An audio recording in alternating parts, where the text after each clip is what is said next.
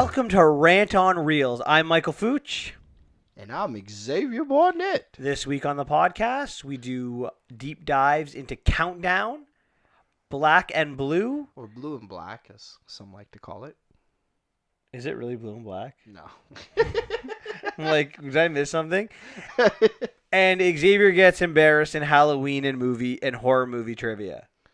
I don't get embarrassed, okay? I don't know where you get this weird sense of embarrassment, but I do not get embarrassed. But if you want to, if you disagree with me, feel free to give us a nice little review. We haven't gotten any reviews yet. We asked you guys nicely. Now we're telling you forcefully to do some reviews. How are you forcefully going to tell them? Listen, I'm going to go into every listener's place and I'm going to set an alarm in their phone and it's going to say write a review or something bad's going to happen. That is like the worst threatening thing I've ever heard in my life. Well, I can't say we're being recorded right now, so I can't say what the real thing is. Okay. The real Anyways, thing. yeah, guys, write reviews. We'll read one on air every episode that we have one. Yeah, and also don't forget to like us and subscribe to us as well. That also helps a lot. On Instagram and Snapchat You and can't subscribe on Instagram. I'm kidding. And I picked two that. No, honestly on Spotify and iTunes and YouTube. Be sure to like and YouTube, subscribe. SoundCloud. Also, I don't know why I had to say it like that, but How was your week, Xavier? my week was fine. You excited for That's it. Halloween? I already This week? dressed up for Halloween 2 weeks ago for my friend's birthday, and that's it for me. So that's it? Yeah, I didn't go out for Halloween this weekend. Next weekend, I'm going to be in Detroit, so I'm not celebrating any Halloween. What did you go as 2 weeks ago for Halloween? I was a friar, like Friar Tuck from Nice. Robin Hood. Nice. So, yeah. I have to figure out what to dress up for at school. I have no idea. Dress up as... Oh, I was going to say a lame joke where, just be someone ugly. Like, oh, you're not wearing a mask? But I failed that completely, so. Okay. And now it's recorded, so great. Any news you want to talk about this week? Yeah, we got some cast news. We got some Batman, The Batman by, is it Matt Moore that's doing it, or? I have no idea. I'm trying to avoid Sounds- any information on this Is other that than the other than director? casting. No, just because I don't care. Oh, okay. I mean, I feel like we played this game in the last decade where Robert Pattinson's gonna be our third Batman that they're trying to shove down our throats. Yeah. I think it's a movie that no one's asking for. A lot of people want a Batman movie. I love a good Batman movie. I can never get enough good Batman movies. Strong theme on good. I don't know if this is going to be good. But we got Zoe Kravitz as Catwoman. And we got some other dude as Riddler. I don't know where he's from. Do you know? I didn't even know. I didn't know the Riddler was cast. The Riddler is casted. It's not Jonah Hill. It's not Jonah Hill. Maybe our producer Dave can tell us who the cast. I didn't hear that. Oh, Zoe Kravitz. What do you think of her being being Catwoman? I haven't seen her in anything. What movie has she been in that I've seen? Zoe Kravitz was in that movie with Scarlett Johansson. There's a lot of Girls Trip. Oh, she was in Girls Night. Night. Girls Night. Yeah, whatever that is. Which one was she? I remember that movie. That was a funny movie, but I don't remember anything that happened. She was in I know that. the one guy almost died, and that's about it. She's been in a bunch of stuff. Yeah, I don't remember. I don't know if she's a good actress or not. From what I remember, she's a good actress. I think Okay. I was gonna say I think she'd be a good Catwoman to me if we're being honest. Yeah. Well, I feel like they haven't missed the head for Catwoman so far. Halle Berry. I was just about to before I finish the sentence. Well, Halle Berry was. I feel like that's more the movie was. Oh, Paul Dano. Paul Dano, yeah, I don't know where he's. He's a creeper. I don't know if he. I don't like that. I don't know if I'm a big fan of that. Yeah, the Riddler. The problem with people is they. Paul Dano would remind me a lot of the Jim Carrey Riddler. Oh. Like he's that kind of. Paul Dano was in that. Do you know that movie that Dave keeps trying to get you to watch with Daniel Radcliffe and Paul Dano, Swiss Army Man? Oh. He's in that. Oh, okay. Yeah. Okay. So that's not helping me with the reference, but we'll pretend it does. I don't have my phone Um. on me. I can't tell you Yeah. some of his movies. It's okay. No problem. No biggie. I One guess thing I guess this news that you want to talk about, you don't even know who these people are. Don't you think if Yeah. you wanted to talk about this news, you probably should have gotten some information on them? Well, I just knew that they were casted. I was just excited that they found a cast for Batman and the Riddler. Um, like I said, a lot of people think the Riddler is kind of like a poor man's Joker, but he's very different from that. No, he's not supposed to be the Joker. He's supposed to be serious. Yeah, He's the serious Joker. yeah, he's the serious psychopath. His point is he wants to prove that he's smarter than Batman, so he does these insane riddles that gets people murdered and killed. That's one of the tropes, right? But people just like, Yeah, let's just make him goofy and wacky. But A that's not- wacky version of the Riddler. I don't know. I like Zoe Kravitz, but I'm not sold on Paul Dano. But again, I'm not sold on Pattinson either. Yeah. We'll see. I guess Batman will glow in the light. Yeah, we'll see what happens. Now we obviously talked about Gemini Man 2 weeks ago, and Yeah. if you want, take a look at our review on it. Would you think of the fact that it's about to lose $75 million? Not surprised. With that CGI, that technology, groundbreaking CGI that they were so proud of. It didn't look real. That was the worst CGI I've ever seen in a movie. I'm not surprised. I was just so shocked. That's the thing, like, you didn't see this, but because you don't watch trailers or anything like that, but like leading up, they just kept bragging about the technology advancement and how this was gonna change movies forever. It might. Spoiler alert. No, it definitely will because now movies won't use it because it wasn't ready. that too. It's I don't know.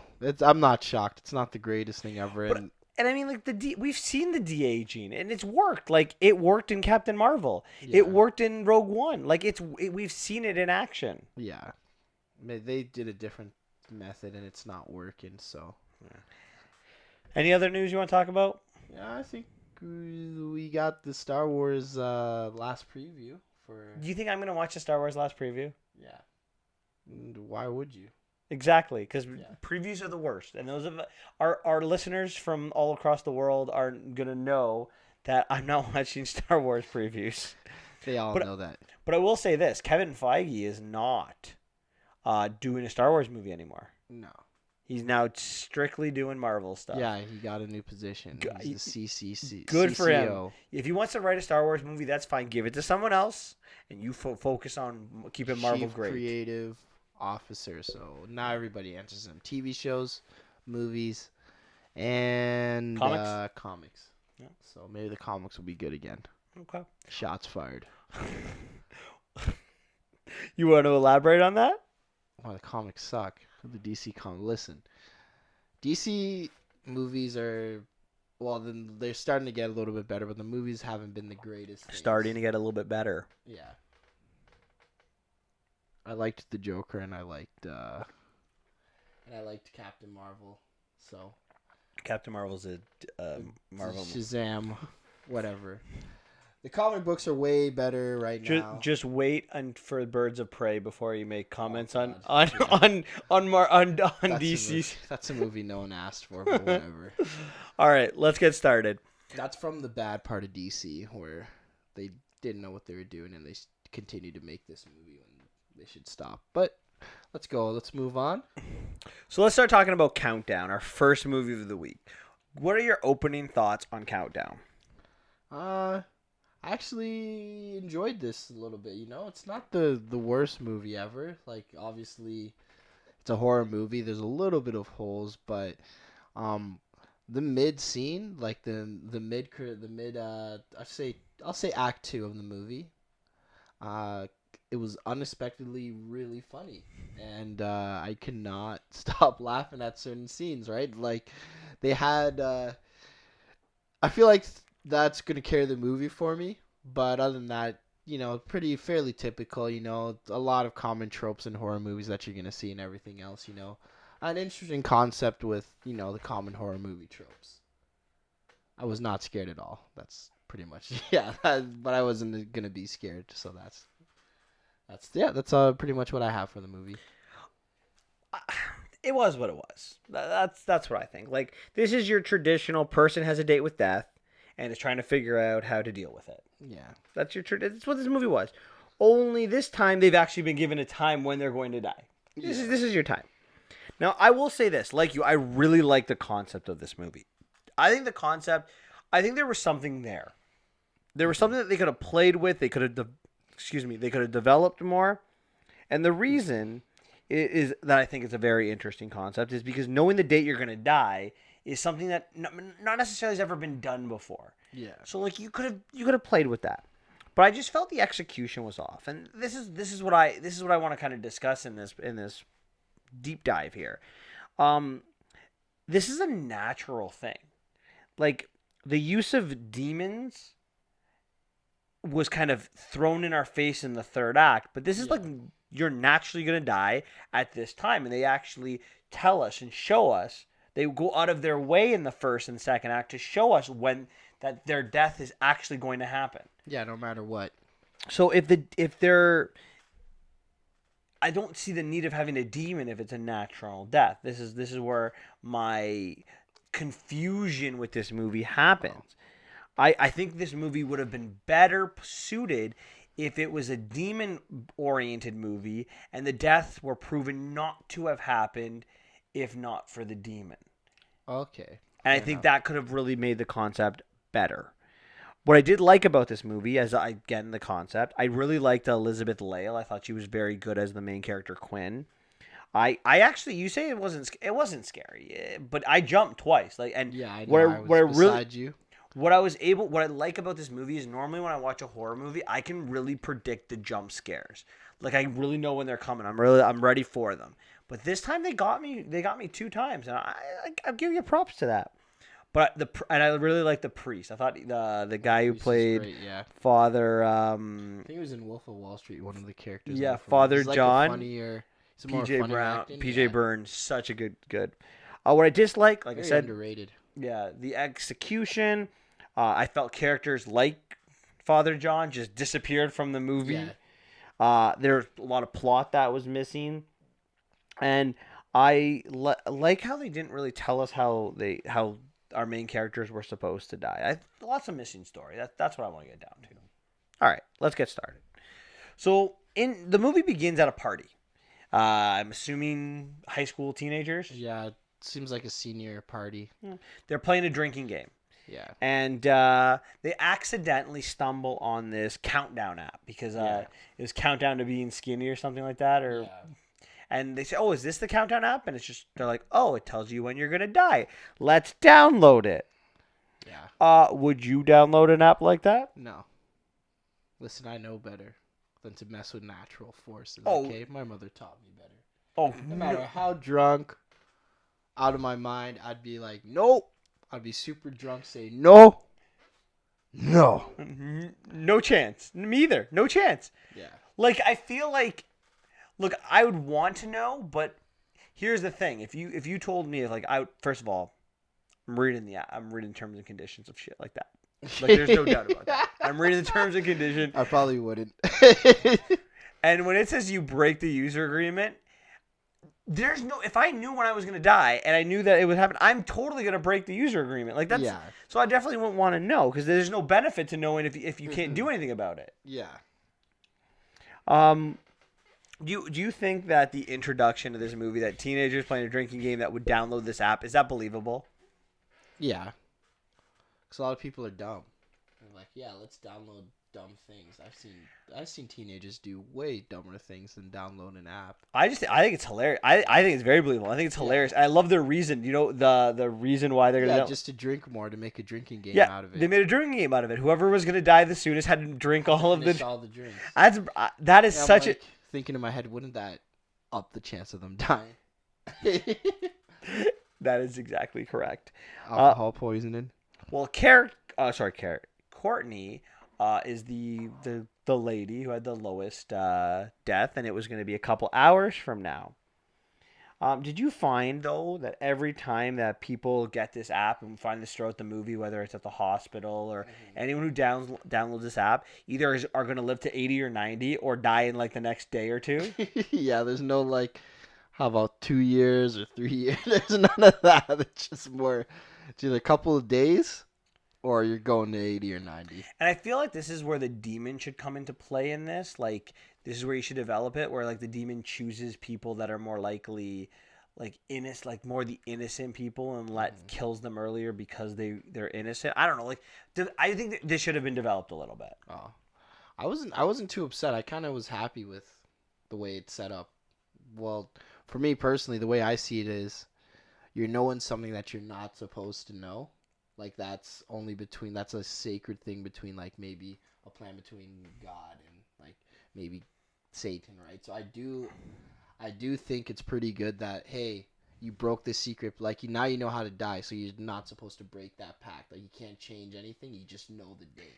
But my only thing with this is by your logic, and that's exactly what happens in this thing. If you break it, you die anyway. Yeah.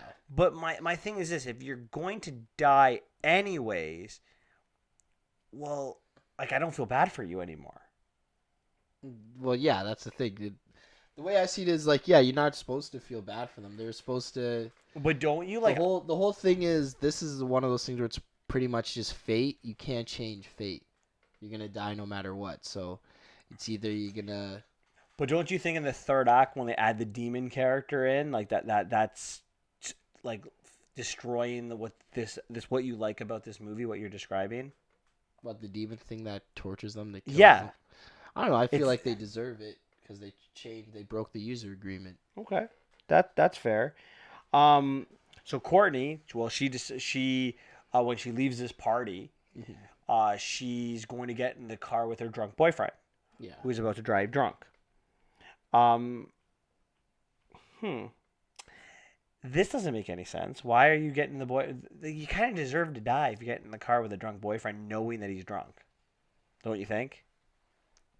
Wow, that got real dark real fast. But honestly, that was the whole plan. Like, she probably would have done it if she didn't download the app, and she would have died Yeah. that day. But Honestly, why that's get- gonna happen. People do not get in the car with a drunk boyfriend or girlfriend or any. Do not drive drunk. It's stupid. We live in an era of Uber. Yeah, There's literally no excuse. but but some any- people would rather die than pay those surge But prices. Sorry. it's still cheaper than taking a cab. But Not the surge prices. What was I gonna say? So she decides, because she knows she's gonna be dying in like 10 minutes, that she's not gonna get in the car with her boyfriend, and she decides to walk home. The guy takes off without her, and she gets this like alert saying that she's breached her user agreement. Did you understand this? Actually I did. It's like, okay, so she was definitely supposed to die. So whenever you do something, you're going to break the user agreement. I didn't know what that meant, though. I didn't know what breaking the user meant until I'm like, oh, okay, till it was explained. Oh, I knew immediately what it meant. I knew immediately she was going to die there, and now she's dead anyway. No, I meant like breaking the user agreement. That I didn't know that it meant that you get tortured before you died, like spooked. That's okay. Right? That's the whole thing. Like it's just kind of like a tormentor, a dementor, if you will. So here's my real question, though: wouldn't everyone break their user agreement? Well, yeah, that's the thing. Typical human fashion. But which is why I think it should be a demon. But even the people that got like the 86 years, like I feel like they would break it too, because they know they're not dying for 86 years. They would do stupid things. Yeah, well, then they die earlier. Well, I mean, like, that's one of the ways to break it, right? That's the whole thing. It's kind of weird how it's worded. It's a little loose. That's why I personally think, but having I don't know a demon at the center of the problem instead of natural death. I feel like they were trying to make a Final Destination movie, but death couldn't be the villain. It had to. So it changed the whole dynamics of the script. It wasn't even the villain, death. So Was this some other guy, Magundo or whatever the hell? In this movie, yes. Yeah. That's what I'm saying. It almost as if The in the vagina first monster. in the first two acts they were trying to go Death as the villain, but in the third act they kind of like took a right turn and made Magumbo the villain. I don't even know if that's actually. I don't know. I'm just. That's So she has 9 minutes left before she dies, correct? yeah, And she gets to her house in 7 minutes of walking, correct? yeah.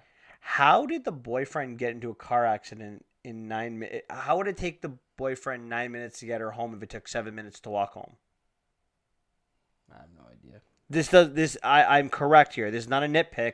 This is a major flaw in the film. I don't know if that's a major flaw. How is that not a major flaw? So he's going to drive her home. Like that's where they're going. He's getting in the car. She's getting in the car to drive her home. Correct? Yeah. And she walks home in 7 minutes. Well, maybe he crashes and then he slowly dies in 9 minutes. Did you? Okay. So when she does when she does die, 9 minutes later, and we'll talk about how she dies in a second. Penetrated It through goes. here. Yeah, literally, she would have been dead on impact. Some people can live. So you can't see what Xavier's doing if you're listening into our podcast, but Stab through as the soon chest. as soon as let me explain, because what stabs her through the chest, they don't understand. They didn't see the movie. That's what we're explaining. So he gets into a car accident. He goes off the road and hits a tree, and then the roots of a tree, like something as big as probably what a tree trunk itself, goes through her chest. It would have like punctured her entire stomach. She would have been dead in seconds. Fair enough, but maybe he was doing donuts and like, hey, let's go see what Rudy and the boys are up to and blah blah blah, and he drank a little bit. Maybe more. if he did, maybe I guess if he did that, but if they were going right home, if that was the plan, it doesn't make any sense, and We that's don't know. that's a Well, big flaw. We don't know if they're going right home. I don't know if that's. I wouldn't say that's the biggest flaw for me. I didn't look that much into it, but I guess you did. And I did, because when she gets home, she checks her phone and she has 2 minutes left to live, and I just kept thinking to myself. And she walked home slowly too. It's not like she ran home. Yeah. I just think that doesn't. It's why would you even get into it? Why would you even go there in a car to begin with? It just. I think there was a lot missing there. Like, why would you have driven there to begin with if you know you're so close to home? Like, why would you be walking? Why would you even been thinking of getting in the car with your drunk boyfriend who you know is plastered and know shouldn't be driving if you're only 7 minutes away from walking home? Because we lazy. Maybe Drive's better. I'd rather drive. drunk. Not drunk. Okay. But like if I'm 5 minutes away from something walking, I'll drive there. So as she's getting closer to death, Xavier kind of already explained it that they get haunted Yeah. by a demon. And with as the time comes down to an end, she is killed, Yeah. and then the movie begins. Countdown.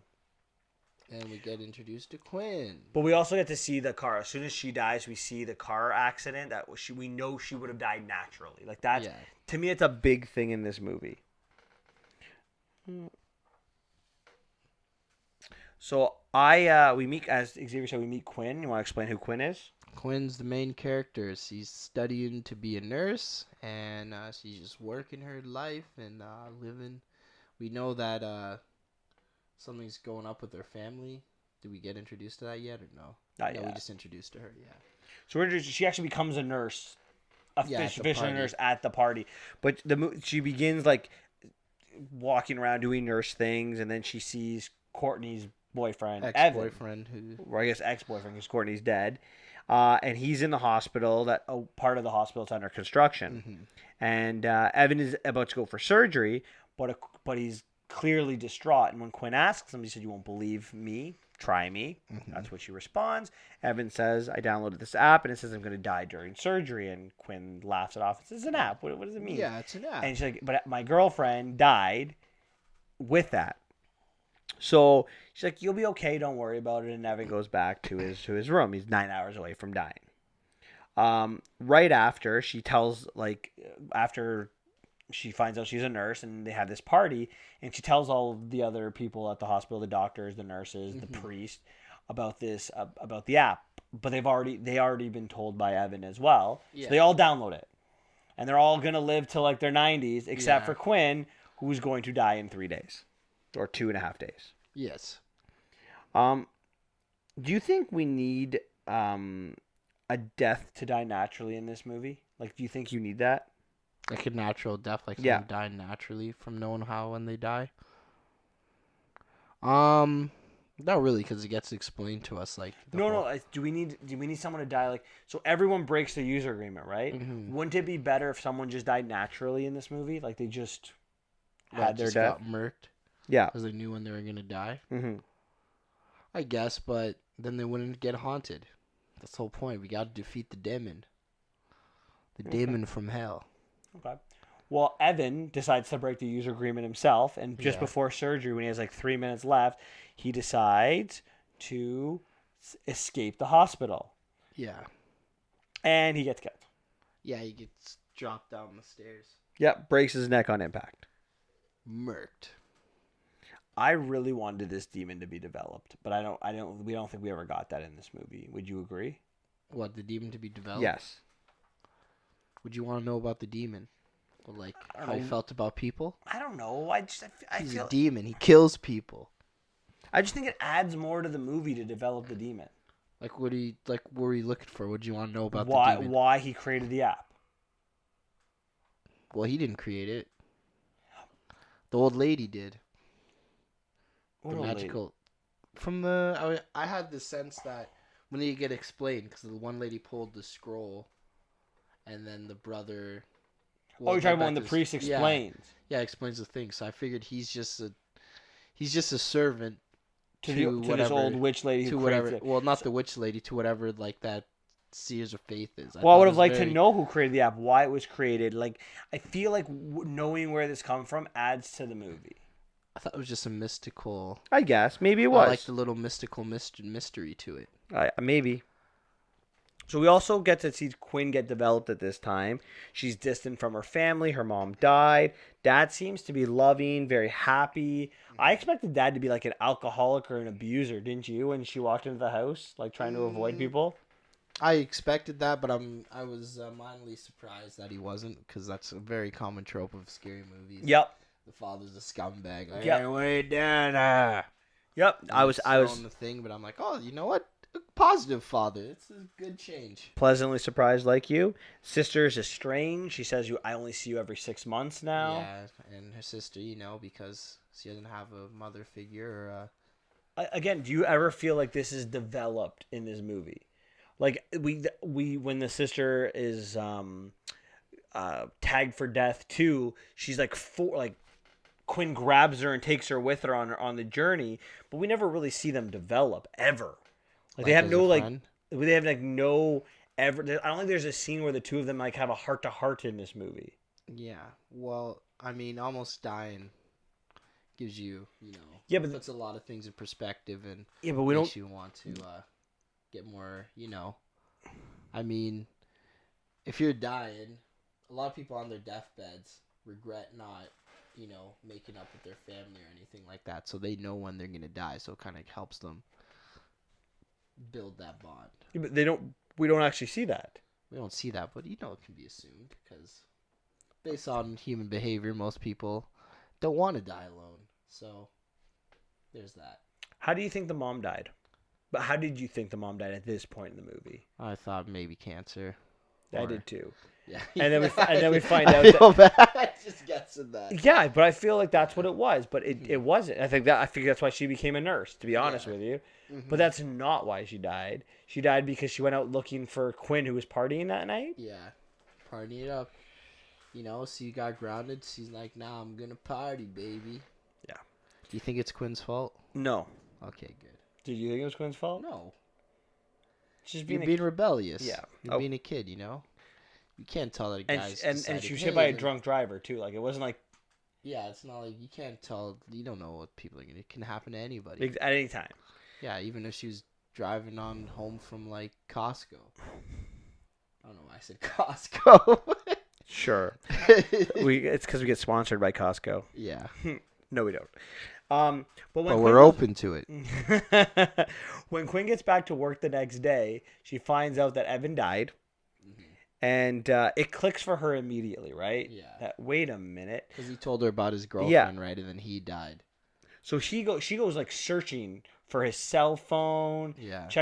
She goes to use his eye to open the phone, which is actually pretty creepy. Yeah, it's And then after that, she realized that he died right at the same time that he was supposed to. die. How does this not click for anyone else that's working there? They all knew. He told every single person that he was going to die, and he died at the exact time. How does this not click for anyone else? Because they're all living in their own world. They're like, oh, that's really crazy. You probably think it'd be a crazy coincidence, right? I guess some people see Quinn has the tinfoil hat, so she's woke, and she has a tinfoil hat on, so she knows something's up. Other people, those people are the sheep, the regular people. They don't actually know what's going on in the real world. Yeah, fair enough. They don't even think the Earth is flat. I just don't understand. I just don't understand it. Like for me, if especially like they're like doctors or smart people, like how do you not like? Yeah, well, the doctor's too busy trying to hook up with every single nurse. No, not that's that doctor. working. Not that doctor. Which is the other doctor? The doctors that were at the party. They're all The guy nurses. from the middle, And they're all nurses? maybe. Well, there was a priest there. Maybe Yeah, they're all priest nurses. guy. Fine, all the nurses. So she breaks her plans to go to the cemetery to see her mom with her dad and her sister, and she gets the message, and now she begins to be haunted. So she's paranoid. She tries to delete the app, can't delete the app, so she decides to buy a new phone, but the app gets downloaded to her brand new phone. Forget to mention the B plot of the movie. Hold on, I will tell you. I have a timeout moment coming. Okay. So she meets this guy Fair Matt. enough. She meets this guy Matt, and the two begin to work together, and she goes back to the hospital. And now we need to time out here for a second. Did you know that was going to be her love interest? Oh, God. 100%. It's a horror movie. Yeah, like, how we almost died together. I love you! Okay, I'm going to time out here. Yeah. Why are we talking about the movie? So, Sorry. in the midst of all of this going on, while all of this is going on, there's a side plot. The B plot. The B plot. Like So a TV show. Quinn is when she's doing her nursing rounds, gets like this creepy doctor kind of says something. I thought they were dating. I thought that's what it was. Like it was like the way he said it made it seem like they were a couple. Oh, I would do 100% that. I'm like, this guy's a creep. But It's based sure. on interactions. Yeah. So the second like- time they I'm like, are they really going to do this? That's what I was well, thinking in my I'm head. talking about the first time before she meets Evan. No, I meant like when they had the conversation. Yeah, Oh. when she talked to him, the way he's like, "Oh, I'm so proud of you." No, I'm talking about Like, and the touches her like No, that. I was talking about the first time. Oh, That's the okay. second scene he's in. Yeah. The first scene, she's just like, "Oh, this is one of our best nurses." Mhm. And I'm just like the way they looked at each other. I'm like, "Oh, maybe they're in a relationship. Maybe they're hitting on each other." Mhm. But the second time that Xavier's talking about is like he corners her. He brings her into this room, corners her in it. Oh no, there's a third time before that when he's like, "I'm proud of you that you're a nurse," and he keeps touching her and all like. Oh, super into sorry. her. Yeah. So then there's That's that the time. third Yeah, time. that's right. That's the creepy time. Yeah, the second time. The third time, he corners her into like one of the patients' room that's in like a coma, and he like hits on her. He tries to kiss her, and like she pushes him away. James' face. Hashtag me too. That's what the scene is. Absolutely. PC gone mad. That's what it is. So she's going to report it to like the nurse Amy, but before she can, the doctor who kind of tried to sexually assault her or like Pulls her definitely away. sexual misconduct calls her away, and I knew exactly what he was doing. He was going to tell her that like What she happened. that she hit on him. Yeah, like okay. So we'll time back in for I guess no, I don't want to time back in yet, but like we're back to the current time when she comes back to the hospital with Matt. Nurse Amy calls her and she has a sit down meeting with like a review board, Yeah. and the doctor comes in, and or Dr. Sullivan, and like she thinks like he's admitted to what he's done, but yeah. she finds out that he said that, oh, you actually sexually misconduct me. You came on me. Yeah. And once you I'm sorry, like maybe this is nitpick for me, but her demeanor when she found out, she's like was relieved that he told, like if she did something wrong and she felt guilty, wouldn't she be like super shocked? But her was like, "Oh, I felt relieved that we're all here. Thank you for coming to the open and thank you for being honest with yourself," right? And then as soon as that he admits to what happens, her whole personality switches. Absolutely, but This plot was not necessary. What was what's the point of the story arc? Yeah. What, I have no idea. She doesn't even get revenge on him. He just goes to jail. But even naturally. But even this, like, she should be in jail. She assaulted him later at the end of the movie. Yeah. I feel like this was only in here. This was only in here to give us a reason for her to kill him.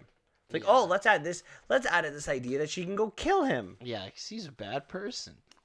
That part was not. This does not work in this movie. Yeah. This does not work at all. This is a horror movie. We never see this develop. It's like it's here, and then it goes away for the entire second act. Until we're like, oh, I need to kill somebody before their time. I have an idea of who I can kill. This guy gets to live for 80 years, and he's a freaking pervert. Blah blah blah. Like the one guy that said the Holocaust wasn't real. Yeah. The conspiracy theorist dude. Who gets to live forever? Yeah. Yeah. It kind of makes you feel like, oh, look, all the good people are dying early and the bad people get to live forever. Which is why I think it would have been good to have it as a demon and not death. I'm going to keep coming back to that because I believe that. So, anyways, I'm going to tie back into the movie because that's a horrible side plot to this film. We pretty much told you the entire side plot. Yeah. So they go see the father at the hospital chapel. Yeah. And he basically says, I don't know how to deal with this, and I don't sends him. believe in demons. Yeah, so he sends him to Father John.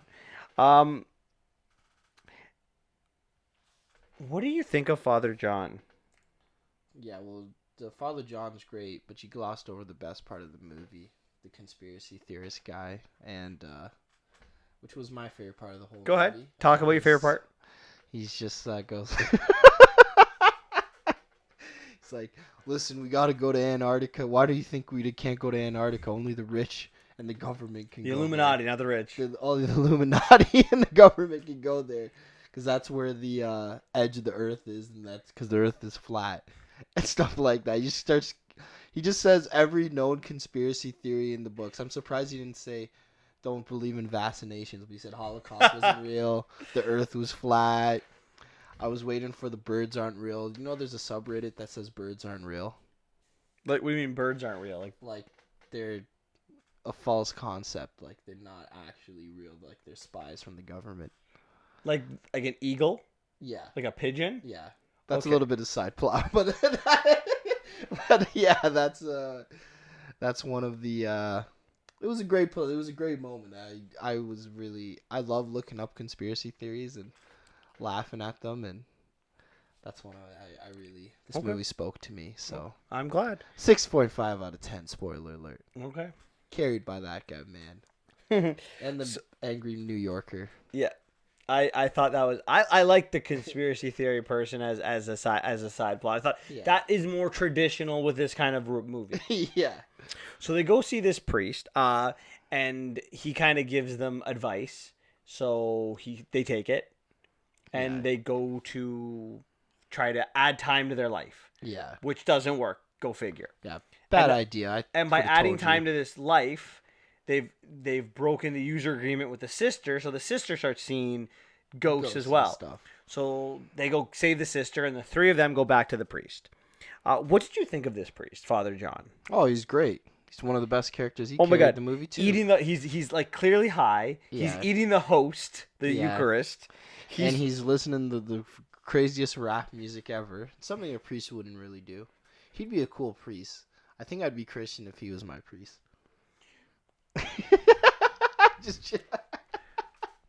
Okay. So he finds out this is actually a demon. This is where this kind of hits the third act of the film. It's a demon. Yeah. So because it's a demon, we can break the curse. You can break it one of two ways. You have to break the agreement. So you have to either die before your time or live past your time. So they say, well, obviously option one's not an option. Yeah. So they're gonna try to live. She gets a book and they use salt and paint. Typical horror movie demon crap. Yeah. Just we gotta create the barrier because demons. And it's blessed with blah blah blah, and exactly. And demon can't pass. I think we saw that in La Llorona as well. Yep, and they paint it on the ground, and it works. Except Matt's an idiot, and Yeah. gets out. He gets out because he sees his brother with the toy. I'm And sorry. at this point, I told you. I knew we had this argument. I would never get tricked by that. I agree with you. When do we have this argument? You said you're like, no, you would, and I'm like, no, I wouldn't. I know it's a demon. I mean, if you know it's a demon, if it was the first time, Yeah. I would fall for it completely. Is what I said. Yeah. But after you've already seen your brother, after you know what's going on, it's not your brother. Yeah. Like if that was a demon and that it pretended to be my like brother, I would shoot it in the head, no problem. If I had to live. And as soon as he steps out, he gets dragged and hit by a car and dies. Exactly the time he's supposed to die. And then, guess who disappears from the movie? Father John. Yeah, he helps that guy out of the car, and they could dedicated his life to helping that guy. But what I don't understand is why don't they just go back in and go sit in the circle? In the circle. And they know the phones are obviously going to make loud beeping sounds. Just get rid of the phones. Yeah. Just put the phones away and just sit in the circle and just hold each other and be like, don't get tricked. Yep. But no. No, they're just like, you know what? Let's kill somebody. So that's the girl's plan. That's Quinn's plan. She decides to kill the doctor. So she goes in, seduces him, tells him to go to the wing of the hospital that's under construction. Yeah. And then she tries to kill him, but she can't. Yeah, she's the worst at killing him. Plus But the demons helping. She assaults him pretty badly, and then the demon grabs the doctor and pulls him away. Yeah.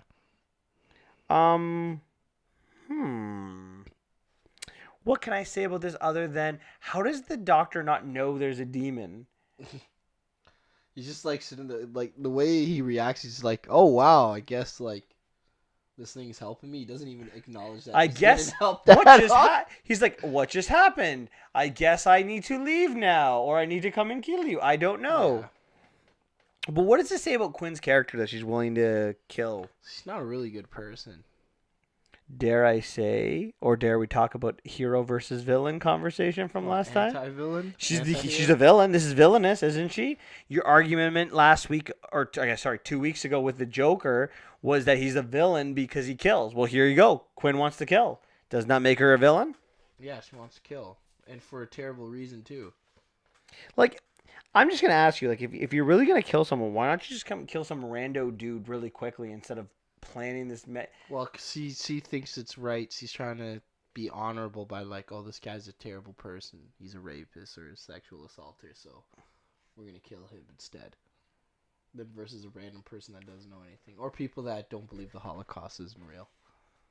I don't know. I just Those think are the that two people she's willing to if you're gonna kill someone, just kill someone. Like if you want to, and you're doing it to save your sister, right? You're not even doing it for you at this point. So there's this huge fight sequence. Not huge, but there's a fight sequence. She can't get any blows in on this doctor because the demon's helping her. So she decides to, because her sister's gonna die 3 minutes before her, she decides to kill herself. Yeah. She uses some kind of thing to stop her medicine to stop her heart beating. She dies, but she has like a vial in her hand that says, "Use me." Yeah. So as soon as the demon dies, because she died earlier than her time, the sister brings her back to life, and everything's restored, and the family goes to the cemetery together. The doctor gets put in jail, and then like a typical horror movie that wants a sequel, the countdown app version 2.0 is back. Whoa. Do you like the ending? I don't know, common horror movie trope. You know, I liked it. It was a pretty good plan, you know, the kill herself plan. They should have probably done that from the start, you know, kill themselves, and then I'm surprised they didn't think of that earlier. You know, her being a nurse, like, let me just kill myself and bring someone back to life or something like that, or like drown and then does drowning count and then being brought back to life from that? Because there's been people that have been dead for like 5 minutes and then brought back to life. I agree with you. I agree, 100%. If people problem solves, especially a nurse that knows this, that was a good loophole. That was a great loophole. Yeah, right. Why do you think that we never get to find out how Quinn and Jordan were supposed to die? Everyone else, we knew their death. They're gonna die in a car crash on the way there. I think the dad was probably honestly. I think the dad was gonna die too. They're all gonna die together because they're gonna be in the same vehicle, right? How do you know it was gonna be a car accident? Because they're in 3 minutes before each other. Because they're only 3 minute different. I had a better idea. What? I think it would have been better that a better ending to this movie would have been if they died at the funeral. At the cemetery. How? The dad kills them. Oh. Finds out that they were to blame, and then so she kills the younger sister. He kills the younger sister first, and then Quinn tries to run away, and 3 minutes later he gets her. Wow, that's freaking dark as hell. But isn't that a good ending? It's interesting. I like it. It doesn't have to be the dad, but it has to maybe something along those lines. Okay, so the dad kills them both.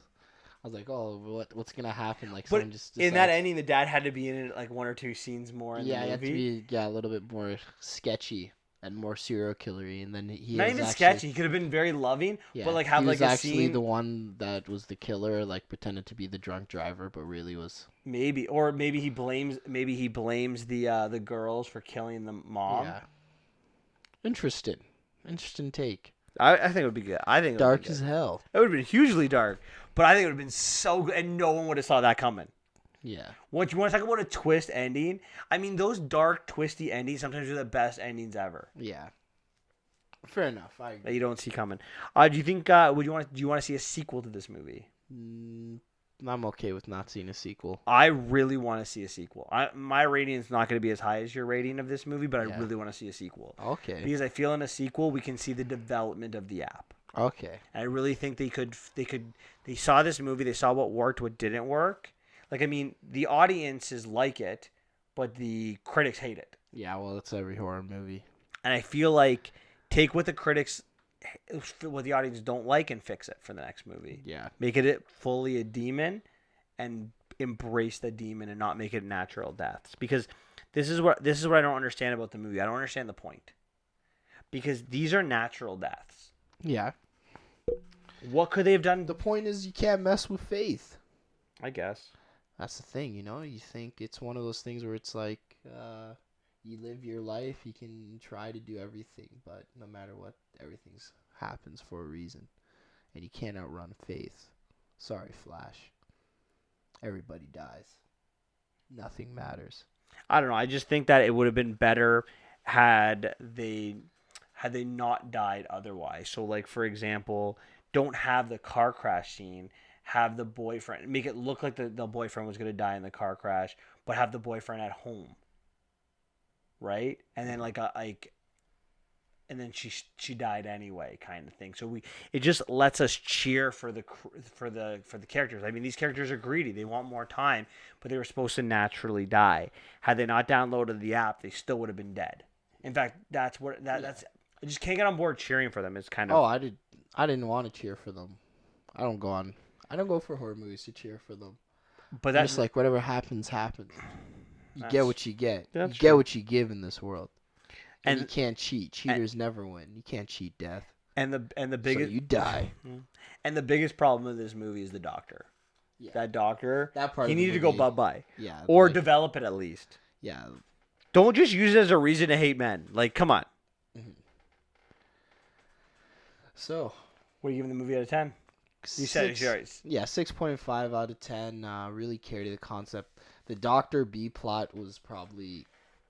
I didn't really like it that much. It wasn't...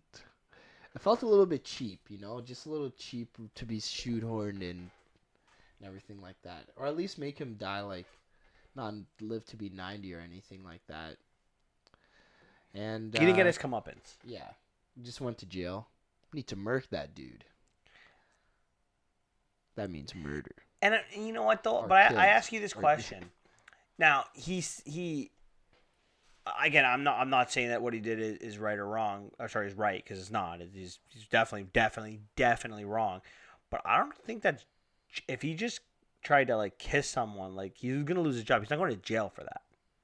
Yeah, but he did multiple women. He did other things with other women. So did he?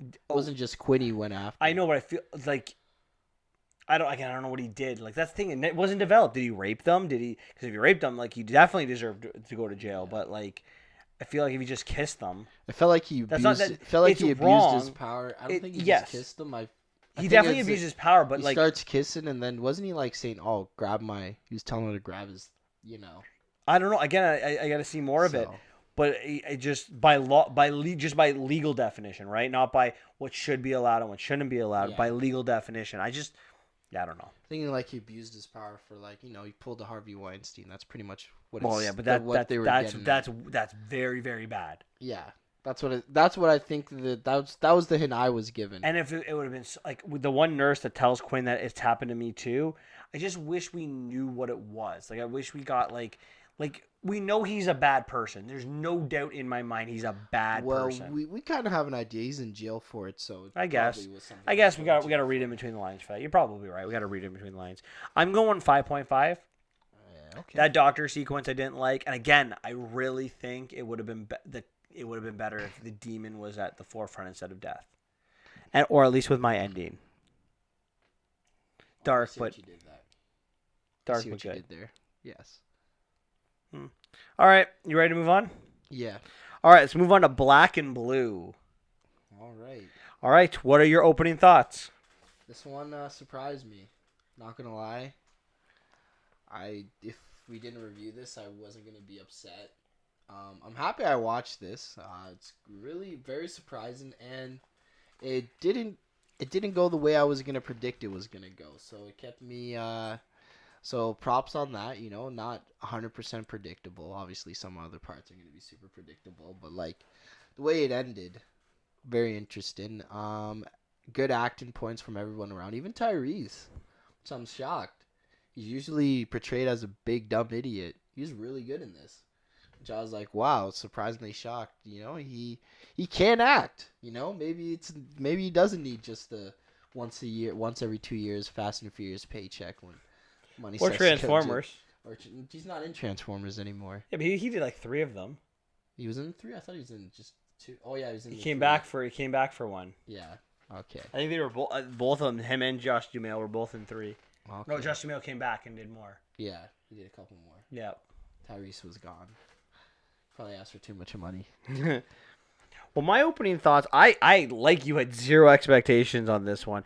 I actually even watched a preview for it because I'm not gonna go see it. What do I care? Mm-hmm. And but my philosophy, every movie's worth watching once. So I'm like, you know what? Let's watch it. Come on, Xavier, let's go see it. We're only doing one movie this week. It's only countdown. We gotta get a second one in there. So I watched it, and like you, I was pleasantly surprised. I did not expect to enjoy this movie.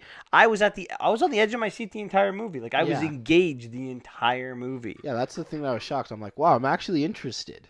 I thought Wow. I thought the acting was great. I mean, you talked about Tyrese Gibson, which I really liked, but I thought Naomi Harris was phenomenal. Yeah.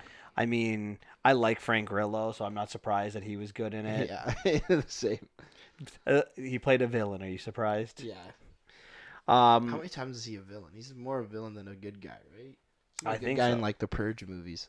oh right, he is the good guy in the Purge movies. Yeah.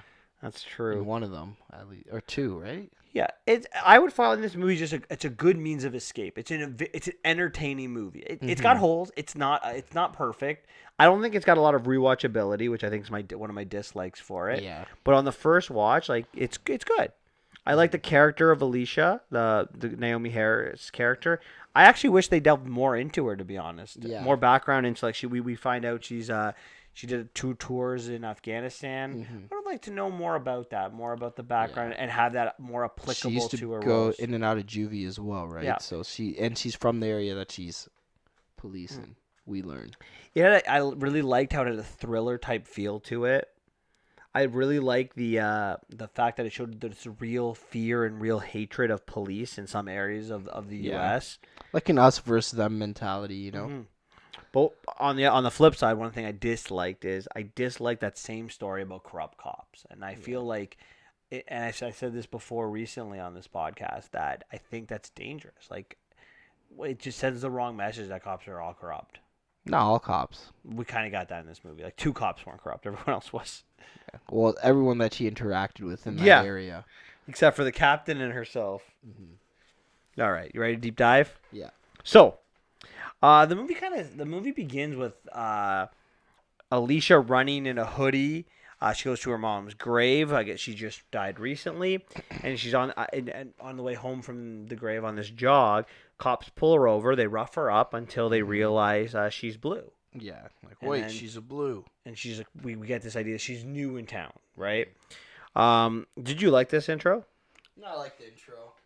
It's good because I'm like us knowing what the movie, we know she's a cop, and then it kind of sets the tone for how the movie is an us versus them mentality, right?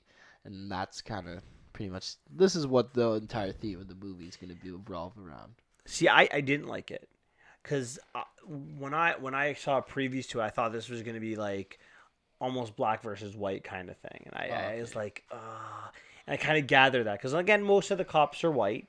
We can get that, and I thought that's where they were going to go with it. And I think this sets the wrong tone for this movie. I think it would have been better, even if it had been black cops in this case that were showing the corruption of it, to kind of show that it's us versus them, isn't black versus white. It's the poor versus the cops kind of thing, right? I don't know. Am I wrong with this, or No, I think it's more black versus cops. that's what you thought in it? Yeah, because in the neighborhood, everybody was in the neighborhood was black. I guess right? black versus blue, right? That makes Yeah. sense. That's why it makes sense. So that's why I thought it kind of set the tone for everything. I hate it. It would have still been better if they're black cops, at least. You know, did you like the racial undertones behind this movie, or do you think it would have been better without the racial undertones? I'm okay with the racial undertones because, let's face it, there's a lot of issues. Of course going there on is, with way it, too with many. it, right? But So that's it. So it's pretty much a inspiration from today's political climate. So see, this is one of my issues with it though, because yes, it portrays everyone badly. It portrays the cops as badly and portrays blacks as badly. This movie, don't you agree? yeah, And I don't like that. If you take away some of the racial undertones, it doesn't stereotype people into certain corners. It doesn't stereotype like white police officers as corrupt. I know there's the one black one, but Yeah. primarily it doesn't stereotype all black people in poor communities as gang members. Like I feel like that's one Yeah. thing we do get in this movie, and I don't like it. yeah, but it shows. It's really what it really is to show like this whole word the way the environment set up is. The cops don't go there. It's it's pretty much the Wild West, right? Yes. And Naomi Harris' whole point is, yeah, this is bad, but we need to change things. That's Yes. the whole point of that's why I liked about the theme of the movie, right? So he's like, Loved it. I don't look at people as, I don't see you as black, I don't see you as blue. I see you as people. Let's help people. Let's work together, right? And I love that. It's my kind of character. So that's why I was okay with the whole setup of the racial undertones and everything like that, because it showed, because at the end of the day, it shows we need to come together, right? Instead of being Do you us worry versus them. now? We the area we live in isn't as bad as some other areas in the Yeah. world. But do you not worry though that in some areas in maybe the southern U.S. and those small communities that this only promotes the stereotypes against black people? Are you worried at all for that, or no, not really? Honestly, the stereotypes have already been in place beforehand, right? A lot of people are set in their ways. It's not gonna. I don't think this movie's gonna change anything. From what I really wish people say it how I would see it. Whereas, you can be the change and see people as people. So like like Alicia. Yeah, like Alicia, but and it's PC's gone mad. Everybody has this us versus them mentality, and I can go down this rabbit hole, but we won't. No one believes in compromise anymore. Everybody's just like, it's my way, and if you're not with me, you're against me, and that's why we're more divided than ever. Yeah, I agree with you, and again, I don't have a problem with it. I just one of the things I didn't say disliked about the movie, but one thing that bothers me is like the stereotypes that are there, Yeah. and it would be better that if they weren't. Again, if you put like a couple of I don't know, like I don't know. What you said makes so much sense. I don't even know why I want to talk about it. Like you're right, you're so right. It's not even funny. So our first day, Alicia and her partner Jennings. They drive around, and Jennings kind of gives her the 411 on what's going on in the poor part of New Orleans. She shows her the I area. did not know this was in New Orleans until the end of the movie. Really? Yeah. But they had like the PDNO on it. New Orleans police. I didn't take that in. Katrina, you didn't hear like Katrina stuff, like Hurricane No. Katrina. Oh, okay. Yeah, I was. Did you see like the Superdome in the background on the first shot? Yeah, no, I didn't even notice. Just went right at over your all. head? It all went over my head because I wasn't engaged yet. I was like, oh god, I can't believe I'm watching this. I was still in that mood, right? Fair enough. So anyways, they're telling about the poor parts of New Orleans, talking about places where cops don't respond to calls unless a cop's in trouble. We get to meet Milo and Missy. They're old friends. Missy was like Her Alicia's best friend back BFF, then, and yeah. Milo is her brother. Brother or cousin? Cousins. And then Missy has a kid now, and Alicia was trying to talk to the kid, and Missy's like, "You don't talk to that cop. Who are you to talk to that cop?" Yeah, don't trust the police. Yeah, and then like we get the sense that she's like high up in like a gangster's web, NWA. which was the ending song in the end of the credits. Did you catch that? Oh really? Yeah, F the police. yeah. I thought it was whoop whoop. That's the sound from Public Enemy. Whoop whoop. That's the sound of the police. Oh, maybe it was that. Yeah, this guy does not know his music. Apparently not. Maybe That's Public Enemy. Whoop whoop. That's the sound of the police. I thought there was Whoop, another one whoop. after. No. I didn't hear. I just heard that song in the background. Okay, maybe I'm wrong. I could. Don't quote me. I'm wrong on this. So no one wants to talk to Alicia. No one wants to talk to the police. We get this idea in the store that the police don't even come check on the store when Yeah. when there's a robbery in There's it. a break-in. They don't answer the response here. Do you like Missy's character? Like Sorry. her character at all? This is one of character I was like, yeah, she's really ignorant, but we don't know what she's been through yet. We didn't get enough of her character. So I feel like we didn't get enough of her character to really understand where she's coming from. But if I read between the lines, it was hardships, right? Because when Alicia left, she did not have a kid. Alicia's back, and she has a kid. Mhm. And the kid's pretty old, so She's been gone for what? something's been happening. She's been gone for like 10 years. Yeah, something's happened along the line, right? So she goes back. They finish their shift, and it's time to go home. Jennings gets called to do a double shift, but he's got family time with his wife, so Alicia decides to take it, and she goes out with Deacon. Deacon's an idiot. Right? Why would you bring the rookie thing? Like, I Frank Gorilla's character So keeps Deacon- asking me, I'm like, why would he do that? So Deacon, he gets a phone call while they're having some like a snack Yeah. to go meet up with Terry, Frank Grillo's character, the villain, and he takes Alicia there and tells her stay in the car, which she does Yeah. until she hears gunshots. Yeah. What did you expect her to do? She's a police officer. Of course she's gonna go check on the gunshots. Yeah. Well, maybe what's his face didn't know. The only thing I saving grace can have is maybe he didn't know that this was gonna be an execution. Like, why would he call if he was gonna shoot those 3 guys anyways? Why would he call what's his face Deacon Deacon for backup in case the things. Backup, yeah. But I would have said this once the shooting started. I would have been like, I gotta go. I have a rookie in the car that's probably gonna hear. I've heard those Yeah. gunshots. Mm-hmm. Yeah, it was weird. Bad plan. And Deacon's an idiot. Yes, there's no doubt that Deacon is the idiot of the movie. Yeah. Again, though, I do want. I mean, I guess all the cops were kind of portrayed as idiots. So I mean, Yeah. because The only smart one seemed to be Frank Grillo's character. yeah, that's about Terry it. Maloney. The other guy, what's the other bad guy? That he's unnamed. Unnamed. IMDb doesn't have a name for him. He's like, boom, boom, boom, boom, boom. And he's like, she had a body cam. Like, why would you take? Just calm her down. Like, why'd you shoot her first? Just be like, But for me, that's where the movie really picks up. Yeah. This scene, this is Mhm. because she basically gets shot like I want to say like 4 times right into the Yeah. again right into the chest. Like, come on. yeah, but like You're she wearing had a you're wearing a bulletproof vest. But she falls because it's such an old building, an abandoned building. She falls down onto a bunch of garbage. Yeah, I like how they hinted at it too, cause she like stepped on it and Yeah. you saw it was flimsy. I'm Yeah. like, oh, interested. But it saved her life. So Alicia's able to escape, but you can't find anywhere to hide because no one wants to let her in. Yeah, 'cause she's a cop. all the as a people cop. are afraid of the police, and then other police are in on it. When she finally finds two other police officers, they're in on this. Yeah. Is there truth to like this idea that no one would let a police officer in if if she or he or she was in danger? They don't know if she's in danger. They just think it's like a police problem or anything like that. Plus, they're in a hood that police don't really frequent. So if they see, I'm assuming there's gang activity, and if they see a police officer enter the home, they're probably assuming that they're snitching, and then next thing you know, you got a couple of gang members roughing up your house, maybe possibly kill you. You're absolutely You right. don't know what's going on. So And we if, don't live in area. We're very fortunate. We don't live in area. We're from freaking Canada. Okay, so we don't know anything like this. yeah, we're lucky. You're absolutely right.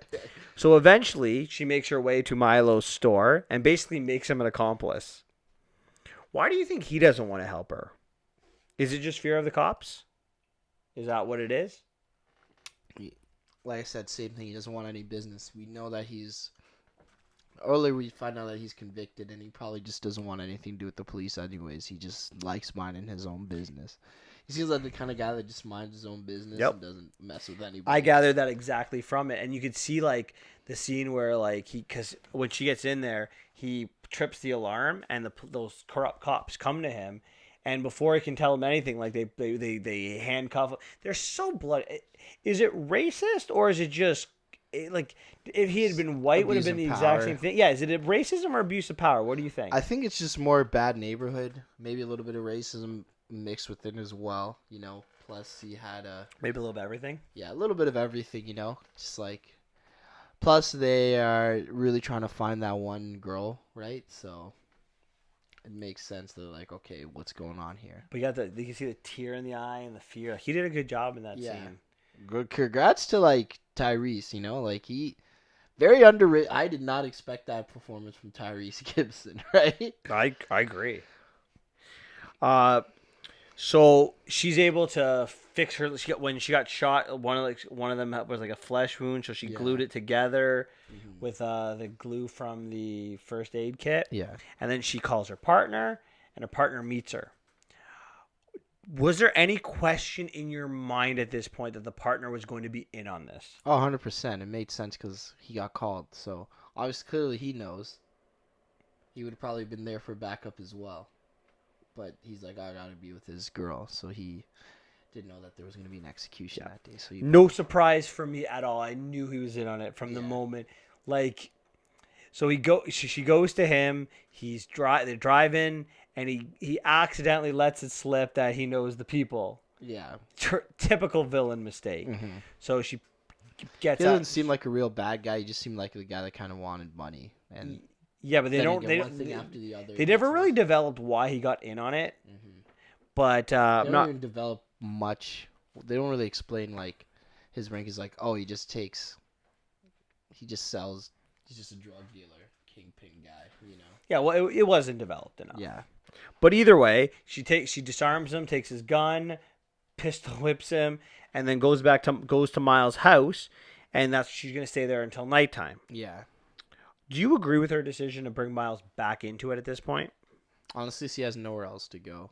Nowhere. Yeah, she has to go to him. Ah. The way I see it, Ah. right? Who else would she talk to? We I feel like clearly you find she an knows she abandoned has building and go hide in there. No. Why would you hide in an abandoned building don't if you know. go to sleep? It's over. That's also true. You're also We don't know. There's a lot of crackheads, you know. They do anything. you're also not. You're definitely not Hey. wrong. You guys looking for that police officer? If you give me an 8-ball, I'll tell you where she is.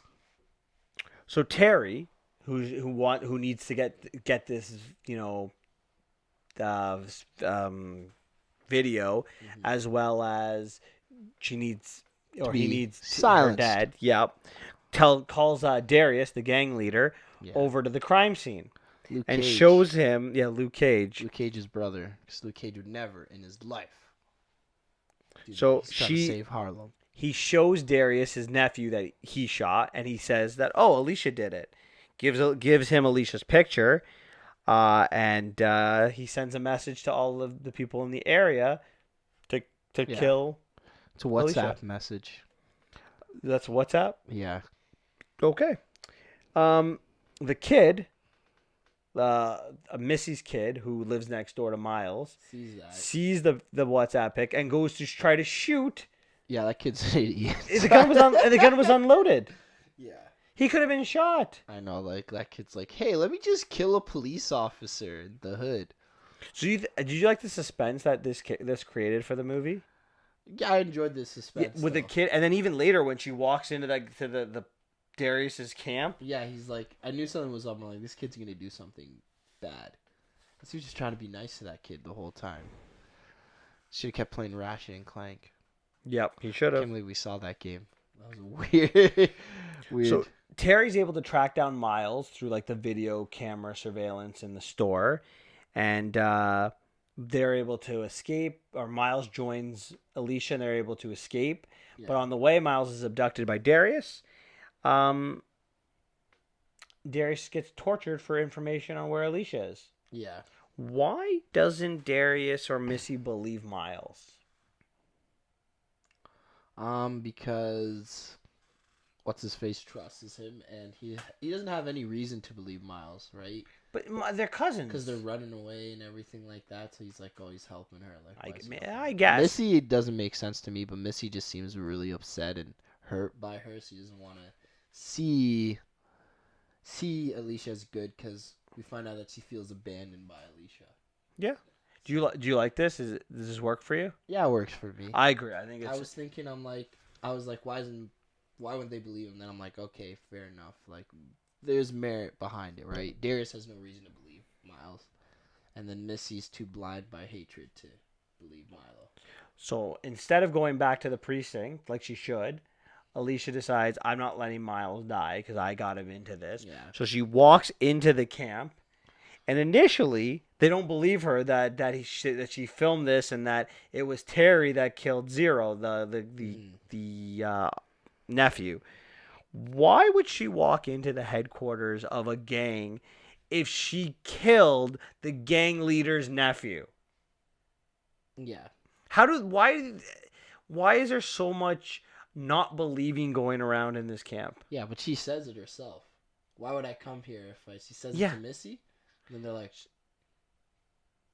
oh. They just stop and then they're like, you know what, maybe we should listen to her, you know? So they get the video, they see that, oh, she's telling the truth. Yeah. And I'm so glad they added that into the movie, because I was thinking that the entire time, like, she better say something or I don't know. But she did, so hats off to her. Yeah. But because there was so much video of her walking in there and people were filming it, the cops know this and they storm the camp. Yeah. And we have this big, huge shootout where Darius is killed, as well as some of the higher ups and yeah, pretty much all the entire gang is dead. So the nine, whatever the other guys, the 9 doors or whatever they're called. No, the triple nines are the other one. Oh, the triple nines. Yeah, the triple nines are gonna reign now. That hood is gonna be totally the triple nines reign supreme now because Darius is out. Did you like the shootout sequence? Yeah, I liked it. It's a good shootout sequence. You know, a nice little defensive. And obviously it's believable. I'm like, these guys are all armored up and they're just gang members. None of them are like trained soldiers or shooters, so it was good. Yeah, I liked it. I thought it was a good third act to the movie. Yeah. Even like the final fight sequence between Alicia and Terry. Yeah, no, it was good. What was the highlight of this sequence for you? Any of the highlight of the sequence is when the unnamed guy gets blasted in the top of the head. Darius's death too.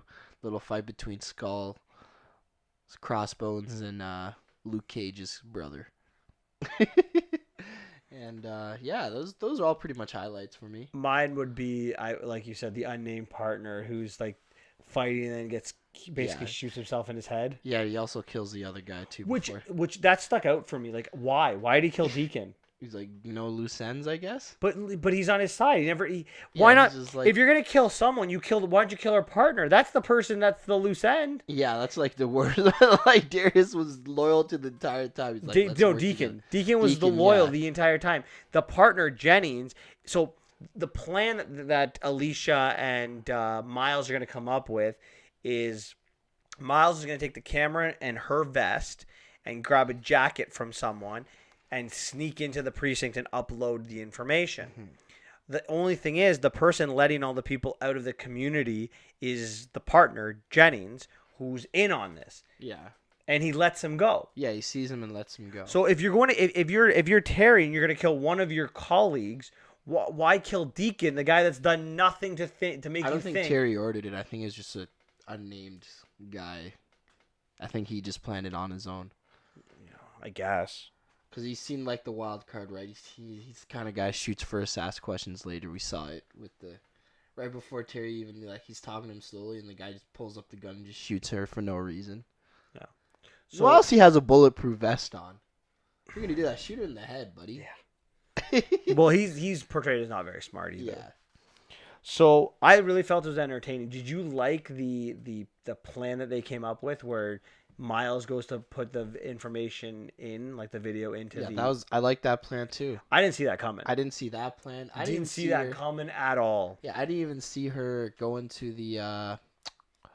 What I thought was gonna happen was they're gonna see the footage, and then Frank Gorilla's gonna go by himself, and then Frank Gorilla gets killed, and then Dario brings her to the precinct to show what happens. That's what I thought was gonna happen.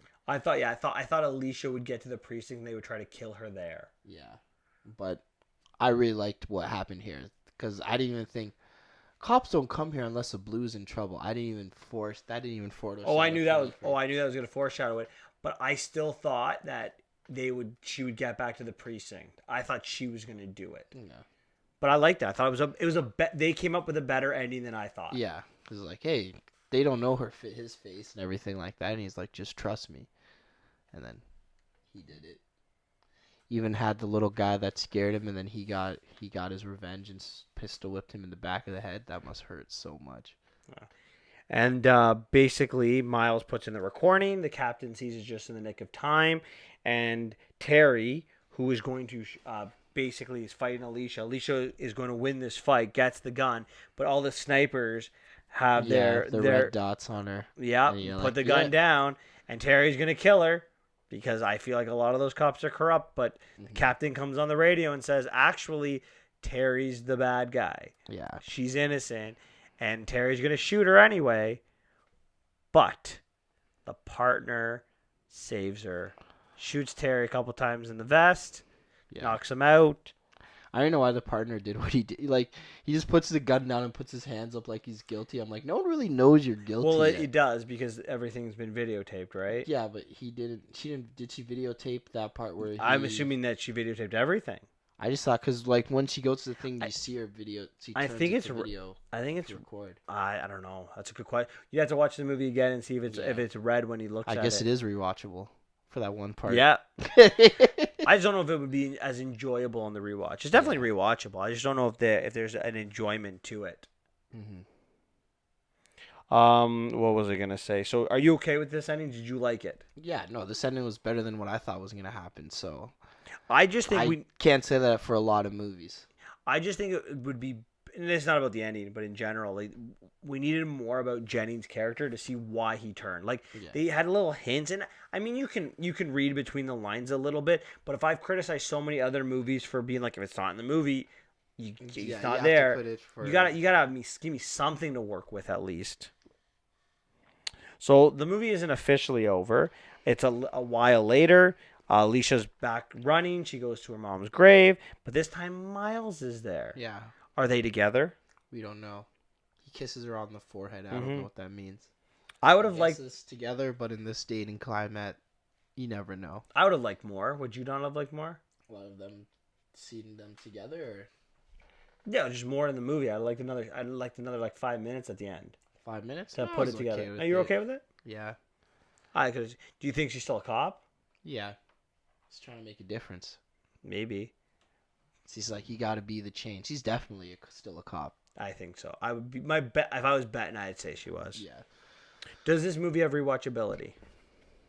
I think you answered that question. Do you think though? I said I already answered. You've actually never. I don't think.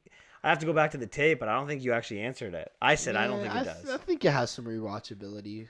Maybe like after 5 years. So not like right away. It's not a, how do I say it? It's not a like a end game. Where you can rewatch it every 5 minutes. Yeah. Or first 15 minutes of Bumblebee. 5 minutes of Bumblebee. 15. I like the part where they fight in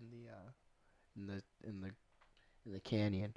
Okay, 15 minutes for you. Do you think would you have been angry if they added half an hour to this movie? If it was 2.5 hours instead of 2? It may have felt it drag a little bit. I didn't feel like it was dragging, but that 2.5 may have felt like it was dragging a little bit. See, I would have liked this movie better, I think, with an extra half an hour. Okay. Anything else you want to talk about with this movie? No, I think we're good. Ratings now? Yeah. What are you All what, right. what are you giving it? I'm gonna give it a 7 out of 10. Very surprised. I like the theme. I like the execution a lot. It's not the worst execution. Obviously, some things could need a little bit of fix, but like the rewatchability, it's a little bit of a weakness. You're right. I agree. Also, not everything makes 100% sense, right? Like, and not maybe a little bit more backstory behind like Missy and Alicia. A little bit more backstory on Alicia, everything like that, and like the reasoning behind Frank Grillo's Terry Maloney's character. A little bit more backstory on that as well. I've been podcasting with you for a while now, almost a year, and I've been watching movies with you for like 5 years. Yeah. I can't figure you out. I can't. I'm shocked by that rating. Really? I thought you were giving it an 8 for sure. Oh. For sure. I was like, I'd be willing to bet 8. Well, I'm off. I'm not by much, but still off. I'm giving it 7.5. Oh wow.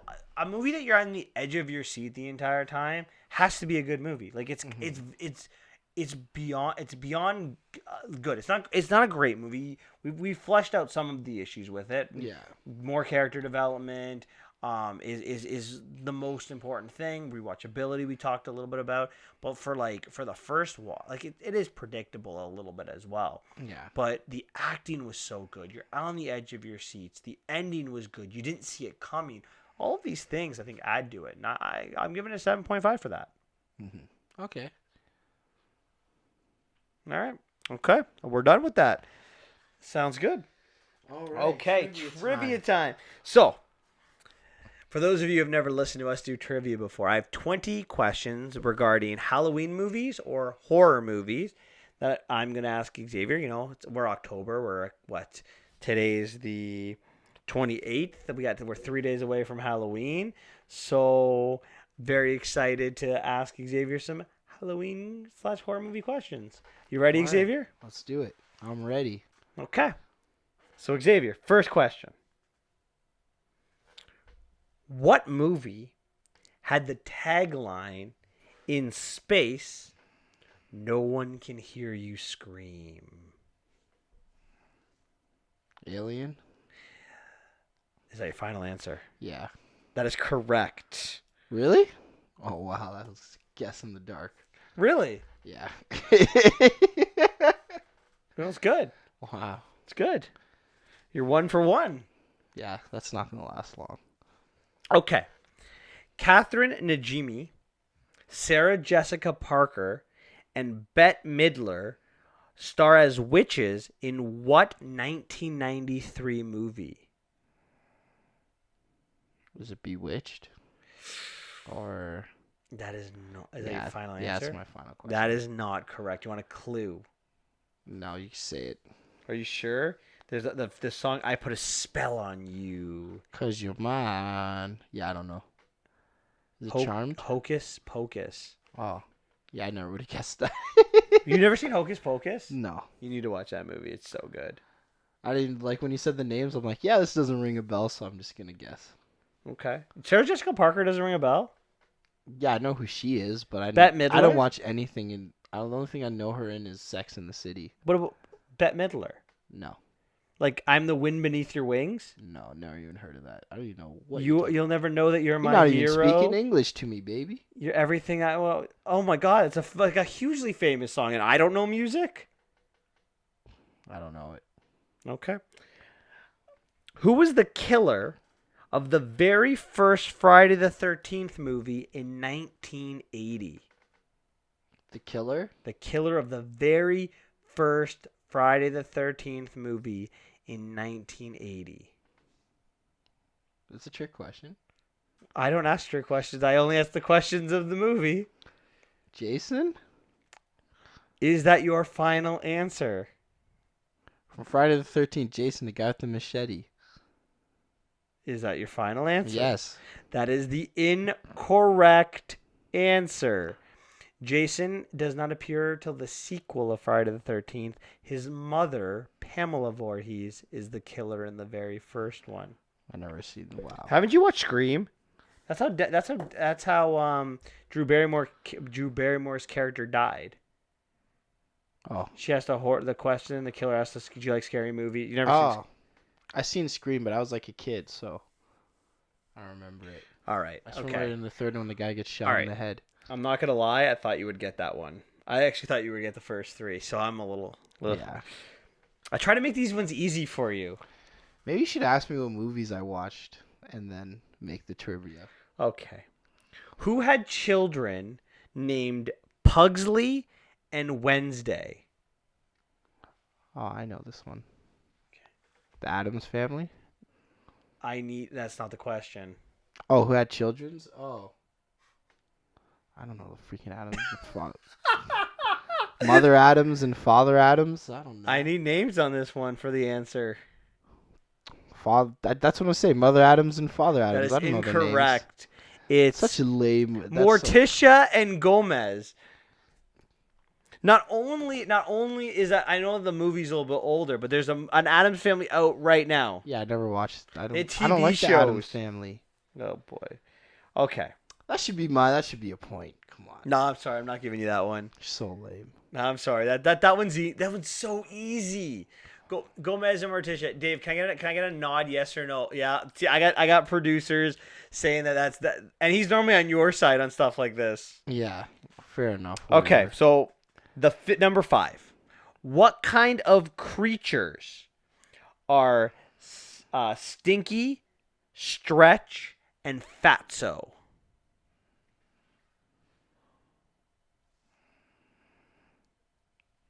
Stinky, Stretch, and Fatso creatures. It's from a 1995 movie. If I gave you the other creature, you would know what they were. I probably wouldn't, to be honest. Yeah, you would. Do you want the hint? Sure. The other creature is Casper. Oh, they're ghosts. That is correct. I will give you that one. I never would get. Oh, because Fatso's the fat ghost. Yeah. Stretch is the stretchy ghost. Yeah. Okay. Which movie is famous for many culturally significant lines, including "If it bleeds, we can kill it"? Oh my god. If it bleeds, we can kill it. Oh. Is it Godzilla? It is not Godzilla. Oh. Producer Dave, do you have an answer for this one? Oh, no. What about if I said, "Get to the chopper"? Oh, Predator. That would be correct, but I'm not giving it to you. Number 7.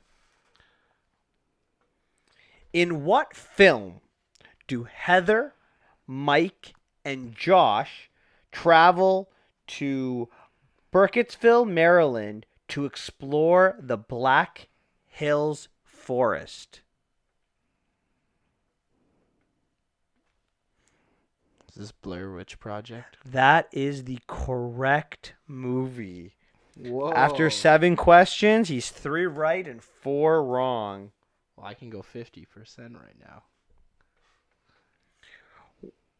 What do 1990s Misery, 1984's Children of the Corn, 2007's The Mist, and 1983 Cujo have in common? I only know this because you asked me. You I- asked me for a top 10s. I know. I gave away the answer to this question. They're Stephen King movies. They're all based on Stephen King's books. That's Books, correct. I guess, yeah. That's Mike. correct. I know. I was thinking that too. Will he remember?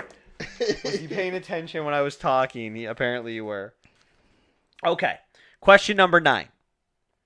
What makes the third Halloween, Halloween 3, different from all of the other Halloween movies? Michael isn't the killer? Sorry, can you repeat that? I didn't hear what you said. Michael isn't the killer? That is correct. It is the only movie Michael Myers is not in. Okay. You are now over 500. Whoa. 5 and 3. Number 10. That was a guess, and I did it. All right. What movie features the famous line, "It's time to nut up or shut up"? Do I have to? Because it's in 2 lines. I'll accept either one. Okay. Zombieland and Zombieland Double Tap. That is correct. That is correct. Whoa. Oh, I was wondering. I wanted to try to figure out how I could throw a Zombieland one in. I'm like, see if you watched the movie or you paid attention. Number 11. So you're 6 and 4. Xavier, you're doing really good. I'm actually. Wow. I gotta be honest. I'm kind of impressed. Yeah. Well, we'll see. Are you impressed? We gotta wait till I gotta get at least 10 questions right. All so right. I know I get 50% at least. So, what movie would I associate with the iconic character Ash? Ash Williams or Ashley Williams?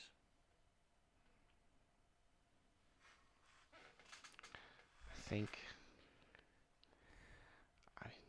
Is it? Shot in the dark. I don't know. Is it? Damn it. I freaking suck at this. I'm just gonna say Scream. That's what I keep. It saying. is not Scream. Dave, you want to? Oh yeah, Dave's giving you these. Would the clue boomstick help you? No. Evil Dead. Oh. He's from the Evil Dead franchise. Bruce Campbell's character. Oh no! I never watched. Have you never seen Evil? Oh my god. Sorry. I saw Okay. the remake, I think. He was in the remake. He had the scene at the end of the credits. They laugh. That's Ash. Oh. Okay. So, in what 1997 movie did Ryan Felipe and Sarah Michelle Gellar get gutted by a killer with a hook? Kill it. Oh. Is it I Know What You Did Last Summer? It is I Know What You Did Last Summer. Good job, man. Yeah. That's number 12. Number 13.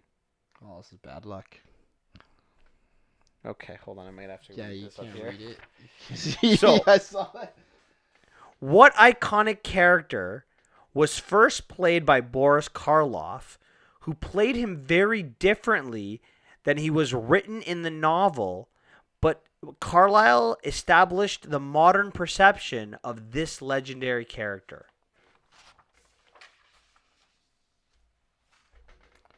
The hell are you? I don't know this. Dracula? You are so close. Frankenstein. That man. would have been the correct I was answer. thinking Frankenstein or Dracula. So at least you were on the right track. You said I have no idea. You're on the right track. By what Damn it. name, for number 14, by what name is Hellpriest better known? Hellraiser? That's the movie. Oh. Hell Priest. Oh, the Needlehead? That's not Needlehead. No. What's the game? Wait, let me go. You're go ahead. Needlehead. Pinhead? Pinhead! Yeah, I'll give it to you. I'll give that to you. Good. In what movie did Annabelle first appear? That's question 15. In what movie did Annabelle first appear? The Conjuring. That's correct. You're at 9. 9 and 6. Wow. Apparently, you know horror movies and Halloween movies better than you know movie quotes. Regular cinema. Yeah, apparently. What is Leatherface's favorite weapon? Who's Leatherface? You didn't just say that, right? I'm serious. No, you're not. Is it like I think it's something to cut trees with. Is it an axe? No. I'm just kidding. It's a freaking chainsaw. Okay, good. Baby. Woo! Well, you're at 10. You can't finish worse than 50%. Yay! We did it, baby. Okay. So after There's these nuts. After 16 questions, he's 10 and 6 with 4 to go. Who is Dracula's arch enemy? It depends. Is it sun? Is it garlic? Is it a steak? Is it a human by the name of Van Helsing? Do you know his first name? I'll give it. You got it right. Do you know his first name though? No. Abraham. Abraham? Oh, that's his first name? Yeah. Wow. Did you You see would he get it? That makes sense. It's a biblical name. That would be his first name. According to the videotape, who will come for you 7 days after watching a certain videotape? Damn, this is the ring, but Yo, it is the ring. my frig. Who? What's that girl's name? 7 days. It's a Japanese manga too. It's Yeah, the I Ringu. read the manga. I've seen Ringu. I've scared never read me. the manga. I don't know the name of the guy. I'm gonna say I was gonna want to say the Grudge chick, but I'm gonna say Mikasa. Samara. Samara. Yeah, no, never to guess that. I know it's the ring, but I forget the name of the person. All right. What are 3 of the 5 archetypes from The Cabin in the Woods? I never watched that. I kept meaning to watch it, but I never watched it. Oh my God, it's such a good movie. Yeah, I heard You it's got really good. You got. It's on Netflix, so that's one of the movies I want to watch and I forget to watch it. 3 archetypes. I'm gonna say introvert, extrovert, and No, not even close. bitrovert. The whore, the virgin, the athlete, the scholar, and the fool. Those are all 3? No, I said you had 3 of 5. You have to do 3 of 5. Yeah, no. All right, last question.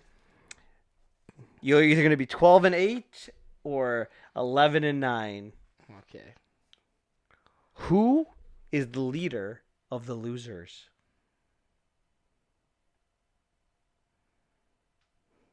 There's a lot of losers from the. I'm assuming is this from? Can I just get it? Is it from It? Oh wait, no, it's the losers. Yeah, the losers is from It. So who's the leader? I don't know. Freaking, I forget that kid's name. It is the Yes, Losers Club from It. I will give you I'm that. 11, I'm gonna be 11 and 9. You just watched the movie like So I forget the kid. a month ago. I only know Pennywise. It's the only name I thought was important to remember. You for the- podcasted on it. So? I don't remember the name of the character. I only from It. I'm like, oh, that kid. I'm like the fat kid, the kid with the glasses, the scary kid, the girl, and the leader kid. So, and the black kids. That's how I That's remember Mike. the characters. Yeah, There's Stanley. There's Richie. Richie. I don't even remember the girl's name. I'm gonna say Bill. That is correct. Oh damn! Woo! Good job, buddy. I'll give you props for that. That is 12 of 20. I mean, don't get me wrong. I think these are really easy, and I feel like you should have gotten 16 Listen, to 18. I can't get some of them. I didn't even watch the movie for, so you can't even. Follow Yeah, but me on that's almost worse. No. That's almost worse. So, ladies and gentlemen, if you again, just to kind of sum it up, Well, 60% still not that bad. Good. He didn't It's embarrass still himself pretty though. good. But those keeping tabs at home, if you'd like to write a review on Xavier's performance, I will happily read it on air next week if you get it in time. So be sure to write something down and give us a review. Fair enough. Anything else you want to talk about today? No, I just want to talk about how I'm a champion. Just Champion? Like the Patriots. Okay. Next week, guys, on the podcast, we're going to be talking about Terminator, a franchise that just for some reason will not die. It hasn't taken the hint yet. Yeah, don't die. Terminator We'll be talking forever. about Harriet, one of my favorite historical figures, Harriet Tubman. And we're going to be doing our, for the Terminator, our top 10 movies with robots. yeah, movies with robots. So that's very exciting. I'm looking forward to it. It's very specific too. Yeah. Well, guys, Any robots. any robots. They don't have to be sentient. We're establishing that right now. All right. We'll establish that. Anyways, guys, you guys have a great week, and we'll talk to you next week. All right. See you guys.